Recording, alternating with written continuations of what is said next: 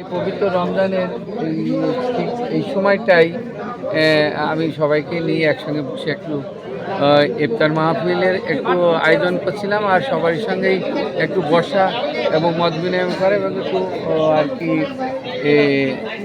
আলাপচারিতার মধ্যেই এই ইফতারিটা করা এই মূল উদ্দেশ্য। হ্যাঁ, তো অনেকদিন বসার সেইভাবে পরিবেশ হয়নি, তো আজকে মনে করলাম আল্লাহর মর্জি এই সমস্ত গাঙ্গির এই শিক্ষিত সমাজ, যারা মানুষ গড়ার কারিগর এবং যারা বস্তুনিষ্ঠ সংবাদ পরিবেশন করে, তাদের মাঝে একটু বসি ইফতারি করলাম, এই মানসিক স্বস্তি পাওয়ার জন্যই এটা করা। এই আলহামদুলিল্লাহ।